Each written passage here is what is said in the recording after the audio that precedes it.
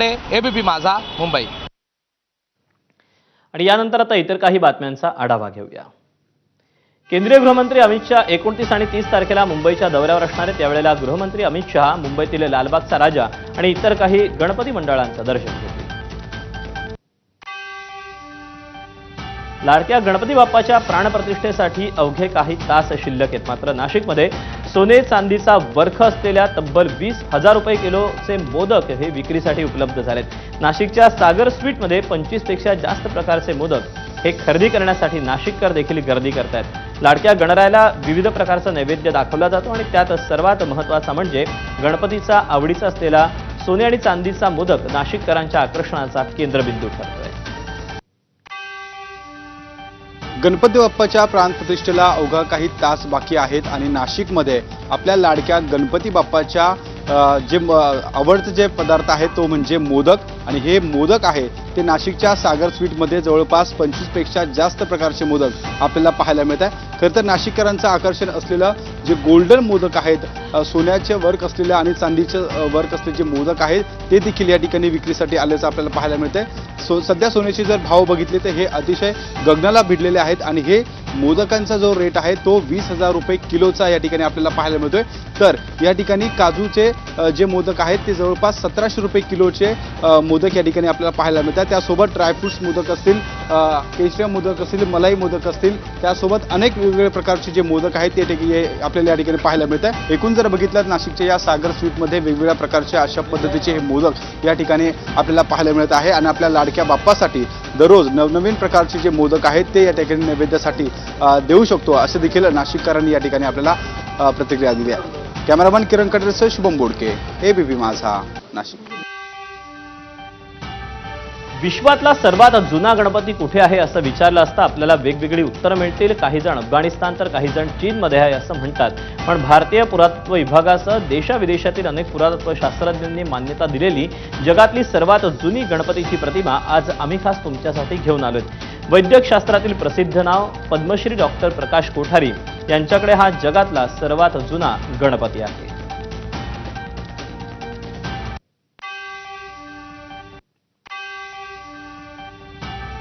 जुलूस आणि गणपती मिरवणुका एकत्र आल्या तर वाद होण्याची शक्यता असते। कोणत्याही सणाला गालबोट लागू नये म्हणून पुण्यातील मुस्लिम बांधवांनी 5 तारखेला होणाऱ्या ईदीसाठीचा जुलूस म्हणजेच मिरवणूक पुढे 8 सप्टेंबरला काढण्याचा निर्णय घेतलाय।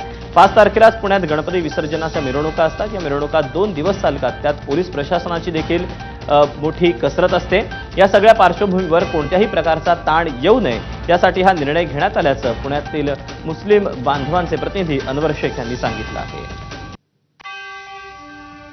जुलूस 5 तारीखला न काढतात एक आम्ही संदेश दिलेले की 5 तारीखला न काढतात आम्ही ते जुलूस आम्ही डायरेक्ट 7 तारीखला आम्ही 8 तारीखला आम्ही त्याचा जुलूसचा हे करणार आहे। हा जेव्हा निर्णय होत होता सगळे मुस्लिम समाजाचे प्रतिनिधी यांनी त्याला सहमती दिलेली आहे।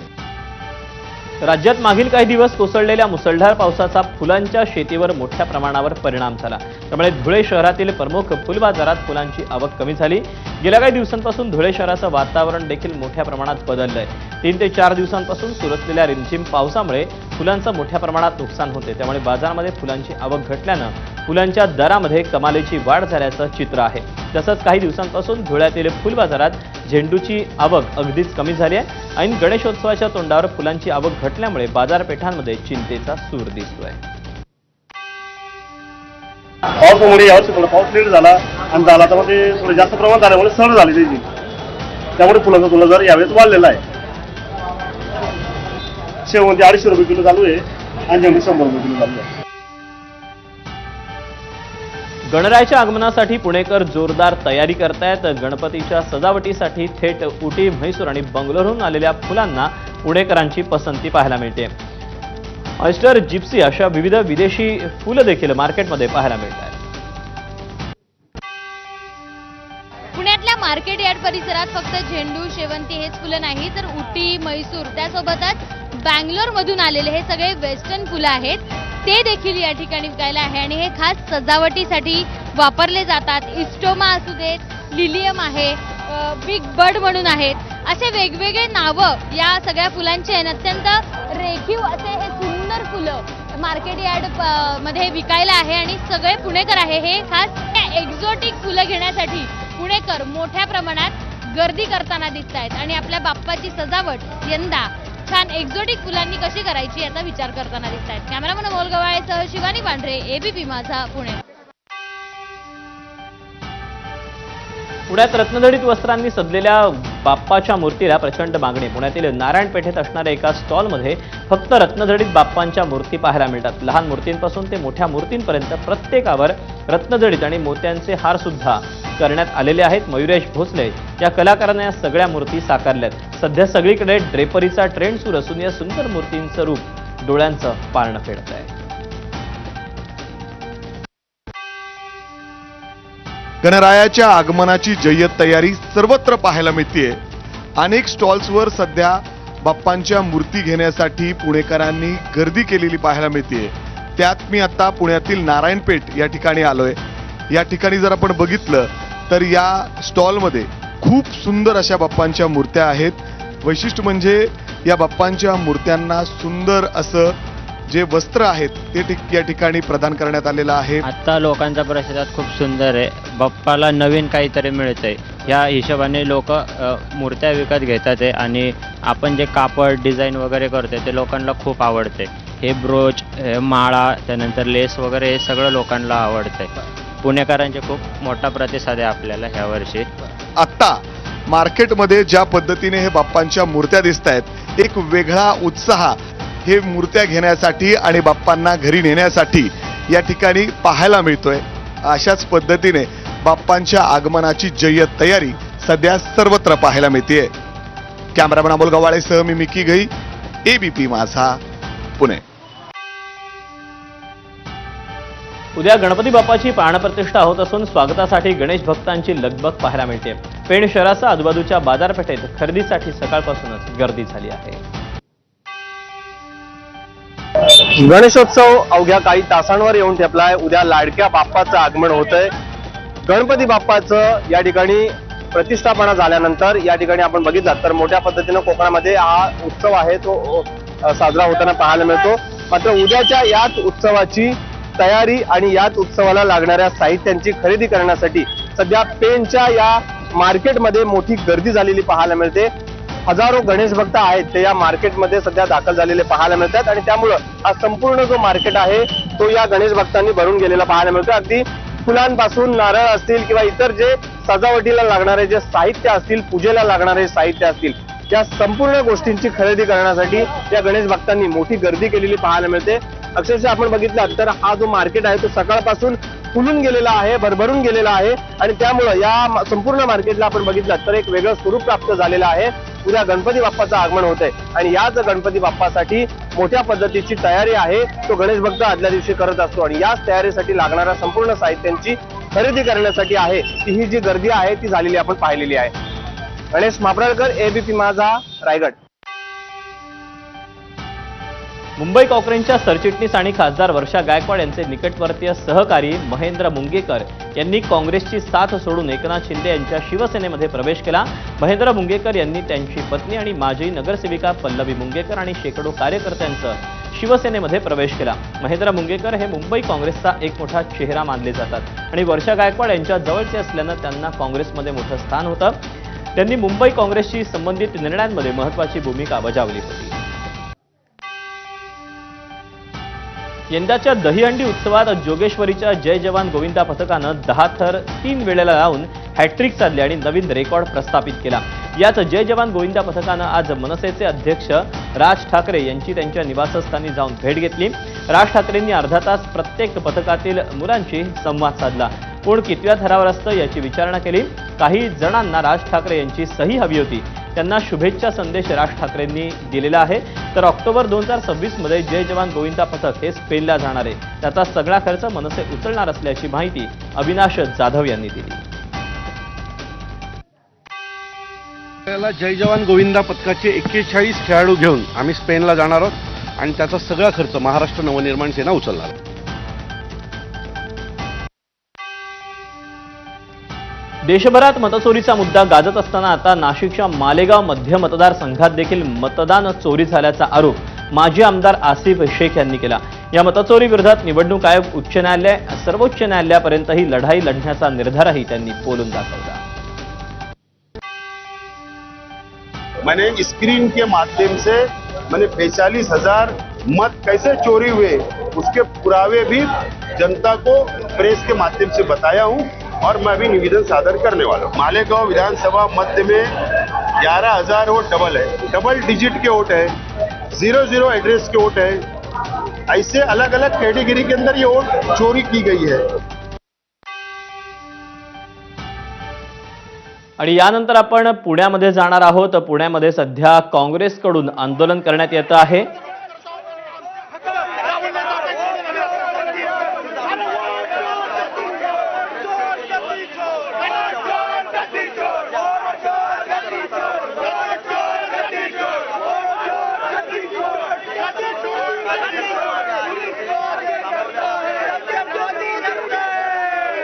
तेव्हा मतचोरी विरोधात गेल्या काही दिवसांपासून काँग्रेस ही सातत्यानं आक्रमक झालेली आपल्याला पाहायला मिळालेली होती आणि युवक काँग्रेसच्या वतीनं सध्या बालगंधर्व चौकात हे आंदोलन सुरू आहे आणि मतचोरीच्या विरोधात सध्या हे सगळे कार्यकर्ते आक्रमक झालेले पाहायला मिळत आहेत. वोट चोर गद्दी छोड अशी घोषणाबाजी या काँग्रेसच्या कार्यकर्त्यांकडून सध्या देण्यात येते. आपल्याला आंदोलनाचे अपडेट देते शिवानी. मागील काही दिवसांपासून मतचोरीचा जो मुद्दा आहे तो ऐरणीवर आला आहे आणि याच मुद्द्यांच्या विरोधात सगळे आक्रमक झाल्याचं आपल्याला पाहायला मिळत आहे. राहुल गांधींनी या संदर्भात आवाज उठवला होता आणि त्यानंतर राज ठाकरे पण याच बाबत बोलले. मात्र आता पुण्यातल्या बालगंधर्व चौकात हे काँग्रेसचे जे कार्यकर्ते आहे, NSUचे जे कार्यकर्ते आहेत ते आक्रमक झाल्याचं पाहायला मिळत आहे. त्यांच्याकडनं मतचोरीच्या विरोधात निषेध व्यक्त करण्यात येत आहे आणि गादी सोडा अशा सगळ्या वेगवेगळ्या प्रकारच्या घोषणा देखील हे सगळे कार्यकर्ते देण्यात येत आहे. काही वेळापूर्वी बालगंधर्वच्या बाजूचा जो छोटा रस्ता आहे रंग मंदिराजवळचा तो छोटा रस्ता अडवण्याचा या सगळ्या कार्यकर्त्यांनी प्रयत्न केला आणि पोलिसांनी मात्र या सगळ्या कार्यकर्त्यांना बाजूला फुटपाथवर घेऊन त्यांना आंदोलन करा म्हणून सांगितलं आहे. एवढंच नाही तर हे सगळे कार्यकर्ते मोठ्यानं घोषणाबाजी करताना दिसत आहेत आणि जोपर्यंत हे सगळे गादी सोडत नाही, मतचोरीबाबत काही निर्णय येत नाही तोपर्यंत हे सगळे कार्यकर्ते आंदोलन करणार असल्याचं सांगतात. दीपक. शिवानी, धन्यवाद दिलेल्या सविस्तर माहितीबद्दल. तेव्हा पुण्यात हे युवक काँग्रेसचं बालगंधर्व चौकात आंदोलन सुरू आहे. एकीकडे गणेशोत्सवाची धामधूम तर दुसरीकडे आता हे आंदोलन पुण्यातल्या रस्त्यावर आपल्याला पाहायला मिळतंय. मतचोरीच्या मुद्द्यावरून हे सगळे काँग्रेसचे युवा कार्यकर्ते आता एकवटलेले आहेत.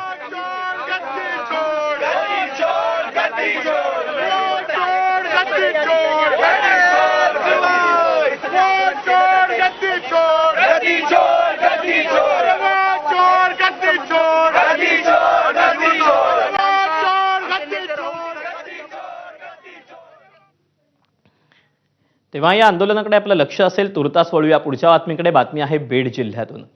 बीड जिल्ह्यातील अंबाजोगाईमध्ये 1150 खाटांचं सुसज्ज शासकीय रुग्णालय उभारण्यात यावं, तसंच स्वामी रामानंद तीर्थ ग्रामीण वैद्यकीय महाविद्यालयाचं काम दर्जेदार पद्धतीनं करावं अशा सूचना उपमुख्यमंत्री अजित पवार यांनी दिल्या आहेत. स्वामी रामानंद तीर्थ ग्रामीण वैद्यकीय महाविद्यालयाच्या कामाबाबत उपमुख्यमंत्री अजित पवार यांच्या अध्यक्षतेखाली मंत्रालयात बैठक पार पडली. या बैठकीला वैद्यकीय शिक्षण मंत्री हसन मुश्रीफ, राजगोपाल देवरा, उपमुख्यमंत्र्यांचे सचिव डॉक्टर राजेश देशमुख यांच्यासह संबंधित वरिष्ठ अधिकारी उपस्थित होते. नंदुरबारमधील धडगावात भांड्यांचा संच देण्यासाठी महिलांची तुफान गर्दी झाली होती. भांड्यांचा संच वेळेवर मिळत नसल्यानं महिला आक्रमक झाल्या होत्या. ऑनलाईनच्या नावाखाली महिलांकडून 500 ते 1000 रुपये घेतले जात असल्याचा आरोप करण्यात आला. बांधकाम कामगार मंडळाच्या वतीनं वाटप केल्या जाणाऱ्या भांड्यांच्या संचांची वेबसाईट बंद असल्याचा फटका महिलांना बसला.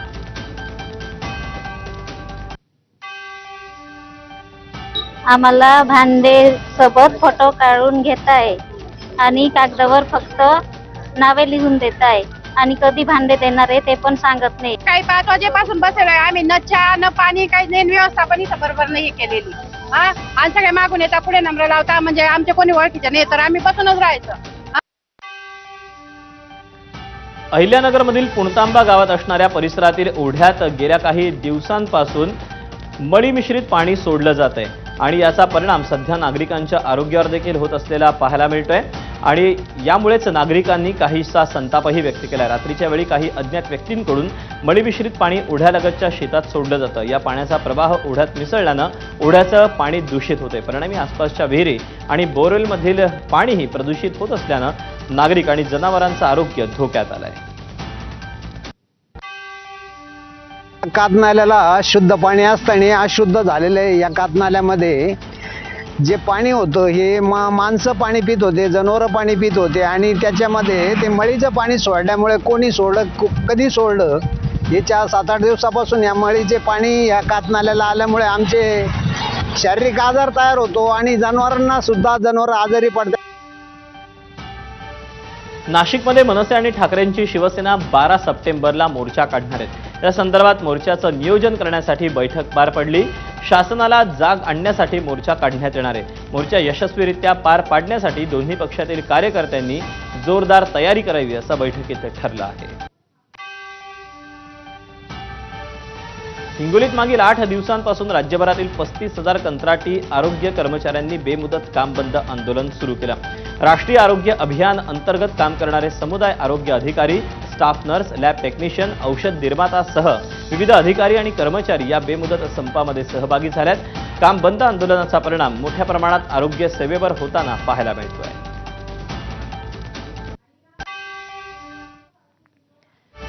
गणेशाचं आगमन होत असून शहरातील खराब रस्त्यांमुळे निर्माण झालेल्या समस्येवर प्रशासनाकडून कोणतीही ठोस कारवाई होत नाही. त्यामुळे यवतमाळचा राजा परिवार या सामाजिक संस्थेनं एक अनोखं आंदोलन केलं. शहरातील प्रमुख रस्त्यांवरचे खड्डे स्वतःहून बुजवण्यास सुरुवात केली. यासोबतच त्यांनी प्रशासकीय व्यवस्थेचा तीव्र निषेध व्यक्त करत यापुढे कोणत्याही प्रकारचा कर न भरण्याचा आणि भविष्यातील निवडणुकांवर बहिष्कार घालण्याचा इशारा दिला आहे. नागपुरात कंत्राटदारांनी राज्य सरकारचा निषेध करण्यासाठी भीक मागो आंदोलन सुरू केलं. नागपूरच्या संविधान चौकावर महाराष्ट्र कंत्राटदार महासंघाच्या नेतृत्वात हे आंदोलन पार पडलं. राज्यभरातील विविध विभागांसोबत काम करणाऱ्या कंत्राटदारांचे सुमारे 90,000 कोटी रुपये सरकारकडे थकीत आहेत. सरकार आपल्या ढासळलेल्या आर्थिक स्थितीमुळे कंत्राटदारांचे थकीत पैसे देत नसल्यामुळे अनेक कंत्राटदार आर्थिक अडचणीत आले असून त्यांना बँकांचं व्याज भरणं कठीण झालंय असा कंत्राटदार महासंघाचा आरोप आहे.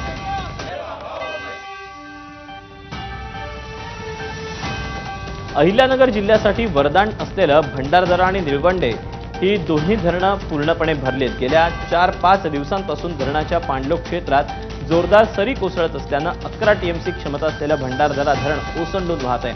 पाणी पातळी नियंत्रित ठेवण्यासाठी धरणातून जवळपास 4,000 क्युसेक इतक्या वेगानं विसर्ग सुरू आहे. लातूर महानगरपालिकेनं सिंगल यूज प्लास्टिक बंदीची मोहीम अधिक गतिमान केली. सलग 4थ्या दिवशी पथकानं महात्मा बसवेश्वर चौक परिसरासह विविध ठिकाणी छापे टाकले. जवळपास 700 किलो सिंगल यूज प्लास्टिक जप्त केलं. गेल्या 3 दिवसात चाललेल्या कारवाईत आतापर्यंत सुमारे 2,000 किलो प्लास्टिक हे जप्त करण्यात आलं असून जवळपास 3 लाखांचा दंडही वसूल करण्यात आलेला आहे. प्लास्टिक बंदीची जी मोहीम आम्ही धडाक्यानं महापालिकेच्या वतीने सुरुवात केली आहे त्यामध्ये आज जवळपास 700 किलोचा जो बंद असलेला माल आहे तो आम्ही जप्त करण्यात आलेला आहे आणि येत्या काळामध्ये सुद्धा आस्थापनावर मोठ्या प्रमाणात धडक कारवाई करण्यात येणार आहे. तरी याद्वारे शहरातील सर्व आस्थापनांना महापालिकेच्या वतीने आमचं आव्हान आहे की आपण ज्या बंद असणाऱ्या प्लास्टिक्स आहेत तो माल आपण आपल्या याच्यामध्ये विक्रीसाठी ठेवू नयेत व महापालिकेत सहकार्य.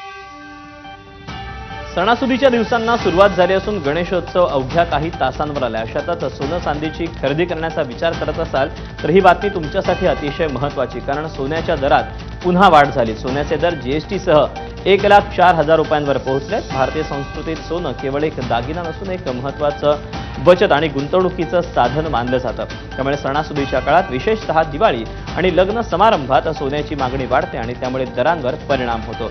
आगामी काळात रशिया-युक्रेन युद्धाची तीव्रता आणखी वाढली किंवा अमेरिकन फेडरल बँकेनं आपले व्याजदर कमी करण्याचा निर्णय घेतला तर सोन्याच्या दरात वाढ होण्याची शक्यता व्यावसायिकांनी व्यक्त केली आहे. गेल्या वर्षभराचा जर आपण विचार केला तर रशिया आणि युक्रेन युद्ध सुरू झालं आणि सोन्याच्या दराचा आलेख हा चढताच असल्याचं आपल्याला पाहायला मिळतं आहे. नुकताच रशिया आणि युक्रेनमध्ये समझोता करण्याचा प्रयत्न डोनाल्ड ट्रम्प यांनी केला, मात्र हा प्रयत्न यशस्वी होऊ शकला नाही आणि त्यानंतर मात्र पुन्हा एकदा सोन्याच्या दरात वाढ झाल्याचं पाहायला मिळतंय. आज जळगावच्या सुवर्णनगरीमध्ये 1,04,000 रुपये इतका विक्रमी सोन्याचा भाव आहे, तर गेल्या 24 तासात सोन्याचे दर हे 1,200 रुपयांनी वाढ झालेली आहे. दुसरं एक कारण समोर येतंय ते म्हणजे अमेरिकन फेडरल बँकांनी जे काही व्याज दर कमी करण्याचे संकेत दिलेले आहे आणि त्याचा परिणाम म्हणून गुंतवणूकदार जे आहेत ते आता सोन्याच्या गुंतवणुकीकडे वळले. मागणी वाढली आणि सोन्याच्या दरात वाढ झाल्याची माहिती सुवर्ण व्यावसायिकांनी आपल्याला दिलेली आहे. चंद्रशेखर नेवे, एबीपी माझा, जळगाव. यानंतर